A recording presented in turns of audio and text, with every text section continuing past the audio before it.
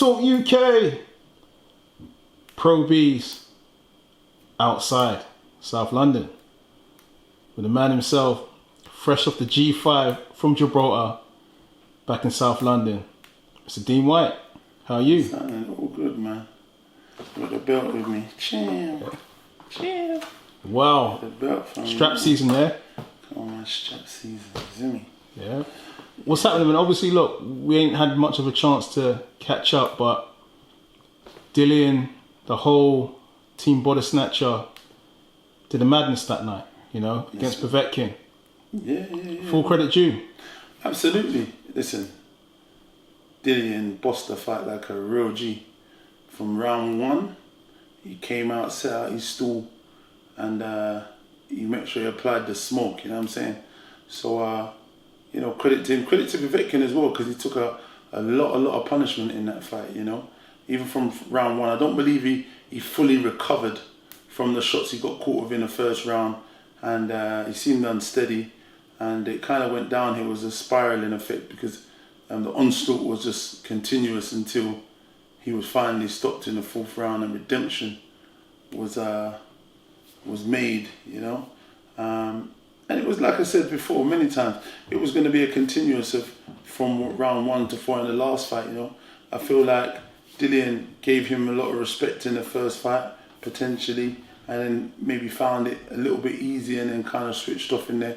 But this time, he came in with some different hunger and vigour, and he was relentless, and he showed it. He showed his composure, he showed his experience in learning, stepping off, and at times when he needed to not mess around in the pocket so much.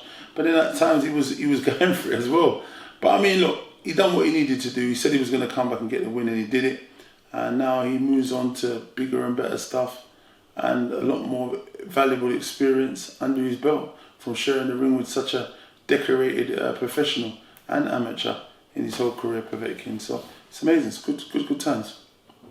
All right. So look, moving forward, there's talk by Eddie Hearn of trip to America, coming to America. Not Eddie Murphy, but you know, it's out there to do some business, you know, and fight in America. I mean, what do you know about plans for that? Yeah. There's whispers of that. Talks of you know, a fight in the summer in America.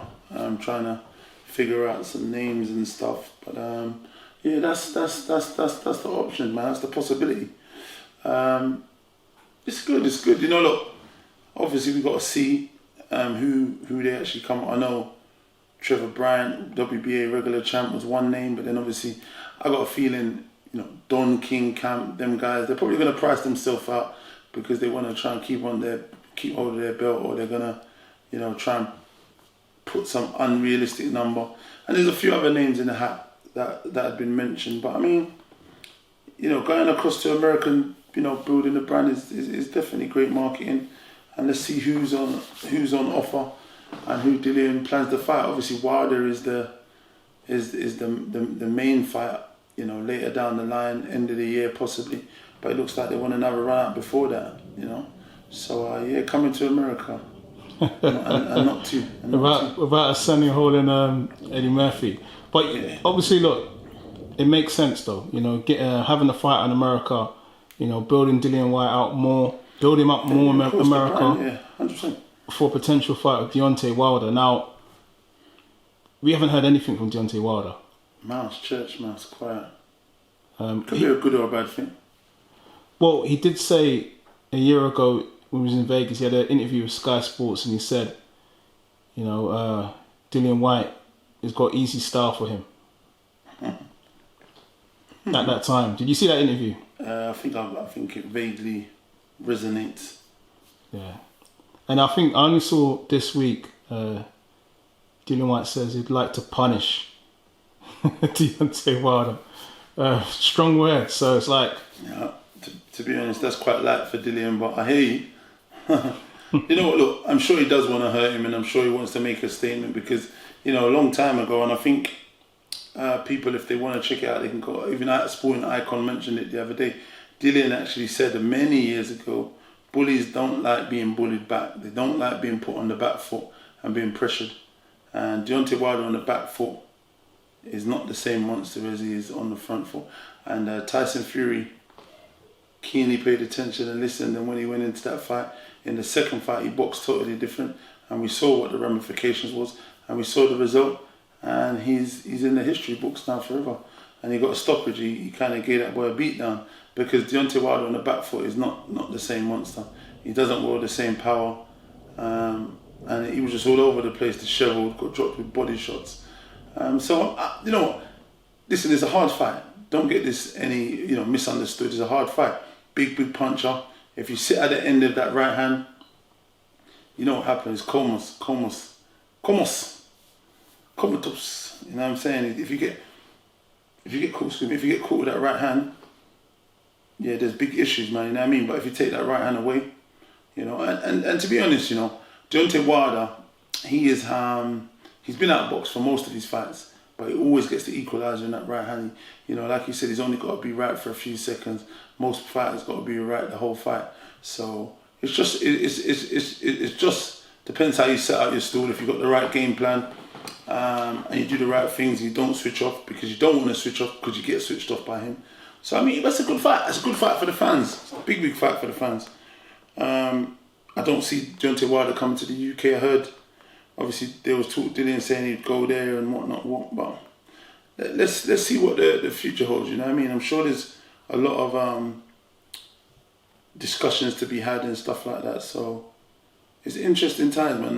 When the crowds come back, I know fans are going to be chomping at their bits to, you know, watch that fight and see that fight go down. But look, the two big guys, AJ and Fury, potentially are going to be busy. I'm not sure if that fight gets done, but obviously if you're looking at the table, the chessboard, whatever you want to call it, those guys are potentially busy. So Dillian needs to keep himself busy, solidify himself as, you know, right at the top where he is, and get paid and do a good job, good pay-per-view numbers, fighting, you know, the former WBC champ of the world with a crazy knockout resume also. So I mean, it's a good name on the resume as well, you know, but it's not a foregone conclusion. It is a hard fight, you know, but obviously, you know, we have faith that, you know, he gets the job done. Yeah. I mean, look, from the fan point of view, that fight, it's massive, you know. Even if it's a pay-per-view, people definitely purchase that fight. Yeah, no, it's a spectacular fight. Listen, loads of people want to see it. Only problem is obviously when Dillian wanted to fight him, he didn't want to fight Dillian. He didn't give him an opportunity and so on. So it was quite annoying, you know. Like, I guess, you know, Dill felt like, you know, this guy said he's never going to give me a chance, going to make him wait years, and he stuck to his word and stuck to his gun and did that. So it's one like, do I give this guy the opportunity to fight me when he didn't give me the opportunity? You know, it just depends. But then, you know, if you want to make it a personal matter, or you want to get them pound notes, you know what I'm saying? That big bag. So yeah, it's a good fight. It's a good fight if it materialises. But Deontay Wilder's been quiet. Could be a good thing, could be a bad thing. He could be in the gym honing his skills and training. I got a feeling that he's not. I'm not sure, because obviously he got rid of his coach. There was a lot of issues with that. Many talks of the trilogy with Fury. Many talks about the costume, my shoulder, my back, my hip. Many stuff. So I'm not sure where he's at. But look, I wish him well. I hope he does come back, because the sport does need him. Because I said that before. Look, a man with his record and resume, you can't just whitewash that and go on like he hasn't achieved anything in the sport of boxing. And you know, he's not the guy in terms of his knockout ratio. He's probably the deadliest puncher of this era we're in. So let's see what happens, man. But we wish him well, let him come back, and there's a possibility, you know, him and Dill could catch up at the end of the year. That DM that was sent a few years ago, I will never fight you, to Dillian Whyte. Did he show you that DM? Yeah. Okay, so I think he showed it to many people at the time, a long time ago. Yeah. Okay. So word for word is, I'm not fighting you. Something like that. I mean, I remember what. That's how it go. You know, these guys all chat to each other on DM and cuss each other on one bag of this and one bag of that. This is quite a weird thing. You know what I mean? I think even Joshua and Dill was chatting one time on DM and, you know, Fury and Dill, I don't know. Hey, who knows? They have their little show together, and then, you know. It's just a business, basically. They still talk, but it's just a bit. No, I don't think they were talking friendly talk. I think there was like, you know, little slagging match. Nothing major, but, you know, like a little back and forth. They're definitely not friends by any stretch of the imagination. Dillian's not here for friends. He's here for smoke. He's here for war. You know what I mean? The can man. He's here to go and do his thing. You know what I mean? He just wants to train now. He's on a roll. He had a setback. He's reversed the setback. Now he just wants to stay in shape and then get back out in the summer and continue to prove that what he believes and what we believe, that he's rightfully at the top and deserves a world title shot and be crowned world champion one day. You know what I mean? Yeah, it's crazy. You know, we're in that part of London where you pulled up on Wilder. What did you say when you said, "Look, my bro needs a shot"? What was said? What was said back then? I just welcomed him to Brixton. You know what I mean? Cause he was in the ends, and he was really in the ends. He went to the heart of Brixton. He was in one gym around there called Efra. So we was local. He was out on the little strip somewhere local. So we went over there, had a word. To be honest, there wasn't really nothing to it, innit? Like he's a big lump. He's heavyweight champion of the world. He does his thing. I just went on that little page, and to be honest, he was quite respectful. Look, he's you know, big puncher doing his thing. I said some people say, "Oh, he would have done this, he would have done that." He would have done nothing. As my man says, Danny Simpson, you do nothing. You do nothing. Mad, but he wouldn't have done anything, to be honest. It just wouldn't have ended well like that. But look, I didn't go there to do anything. So I said my little piece. I said, right, you should give him a shot. He was saying about X, Y, Z and mentioning stuff.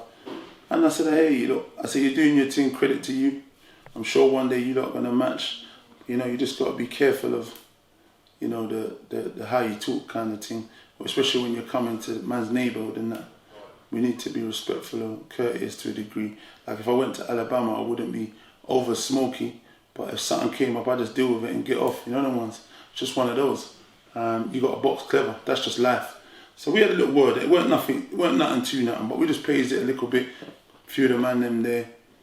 And it was cool. Listen, me, I'm a big boxing fan, so I respect him. I respect Fury, even when I went up to him. AJ, all of these boys, you know what I mean? I'm a fan of boxing. So when I talk, I talk objectively, even with Dillian.